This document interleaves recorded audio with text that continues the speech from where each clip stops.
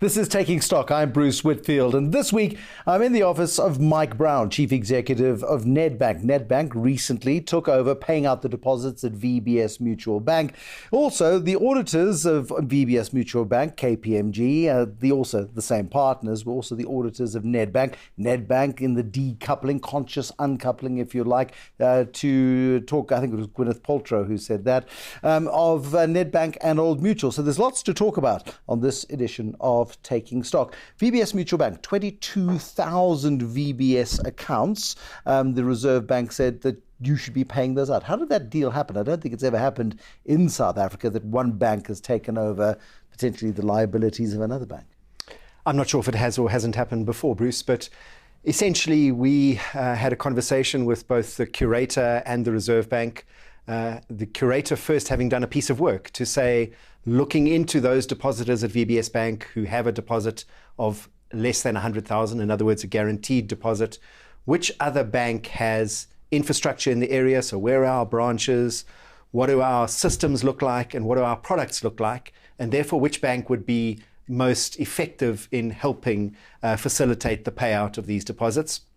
So having gone through that process, the Reserve Bank asked Nedbank if we would be able to do that. And I think it was something we put our hands up for really, really quickly. It's not something we're going to make a lot of money out of, but we feel hugely, I think, sorry and concerned, like many South Africans, about the plight of really poor people who can't access their funds.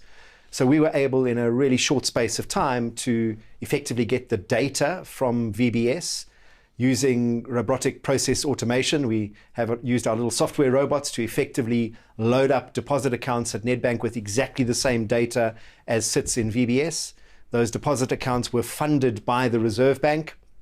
And effectively, once a VBS depositor walks into a Nedbank branch, suitably identifies themselves with a ID book and a proof of address, we are able to activate each of those deposits. So you've essentially just acquired 22,000 customers. You've been handed them on a plate. It's called customer acquisition in banking, and that's usually quite expensive. This was a good deal. Yeah, absolutely. So we're certainly very happy to have acquired those customers. Those customers have a choice as to whether they want to remain with Nedbank, whether they want to withdraw their funds. That's completely up to them. But we certainly hope that with our product set and with our infrastructure in the area, it will be in both Nedbank and those customers' interests that they continue to bank with us. I mean, traditionally, one looks at societies, one looks at the financial crisis, for example, the queues in the UK, for example, as their banks were beginning to fall over. People queue around the block for days, hoping to access their cash.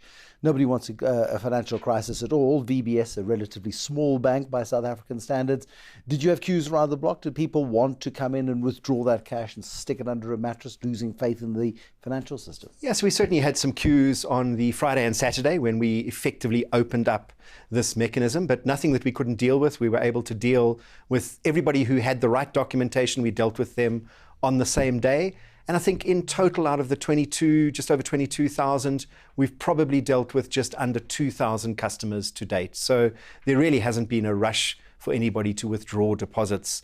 Mostly what people want to see is that their deposit is reflected on a Nedbank statement, meaning that their money is safe. But the Reserve Bank wrote you a check, essentially. I mean, they don't do that anymore, but they essentially gave you all of the money that is on deposit under 100,000 Rand at VBS. And they said, here we go, Mike, please look after this and pay it out as and when necessary. That's the way this mechanism worked in its simplest term. Exactly. So effectively, it is the Reserve Bank and National Treasury who have guaranteed VBS's retail depositors. So they made that payment in executing that guarantee, and now the Reserve Bank and National Treasury have that claim against VBS Bank. Now, one just has to listen to the curator of VBS Mutual Bank. One's got to wonder whether or not the state will ever get that money out of VBS Mutual Bank, because so much of it appears to have been stolen. I agree with you. I have no insight into VBS Mutual Bank at all, other than having attended the press conference where we announced this. And at that same press conference, the curator was asked a number of questions. And it does appear that that bank was incredibly badly and fraudulently managed. Is there a problem in the South African financial system, or was VBS an anomaly?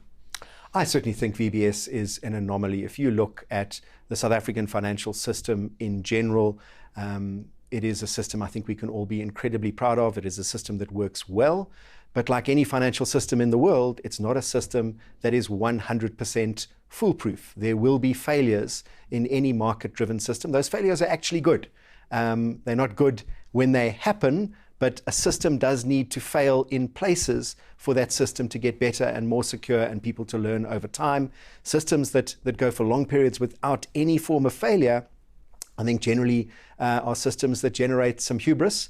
And when failure does happen, perhaps it's larger and more systemic than something like VBS. So one looks at VBS and one looks at the alleged fraud that happened there.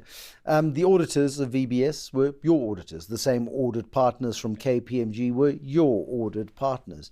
Does that cast any aspersions whatsoever on Nedbank? Have you gone through and double-checked? You're a chartered accountant yourself. Have you double-checked the work of the auditors who are supposed to double-check your work, if you know what I mean? Well, certainly. We've been extremely concerned around that. But if you stand back and look at Nedbank's own audit environment, firstly, we have two firms of auditors, Deloitte and KPMG, and in the way that they operate, they have to cross-check each other's work because they are jointly and severally responsible for that audit. So the audit work of KPMG had already been reviewed by Deloitte.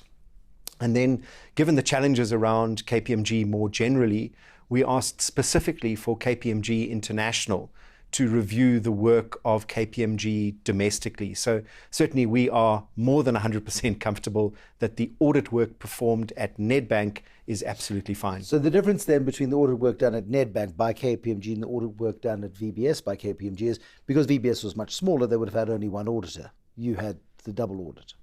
Certainly we have a double audit.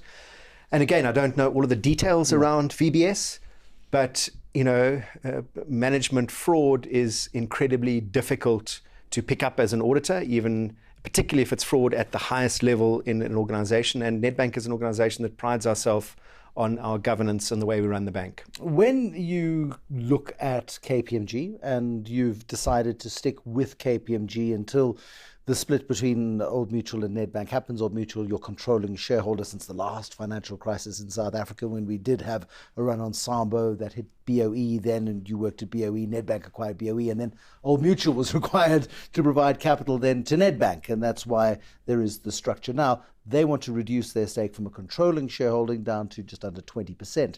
You are staying wedded to KPMG until that process is over. That is an interesting decision. Yeah, so firstly, Old Mutual's been Nedbank's controlling shareholder since the 1980s. They took even more control, double control.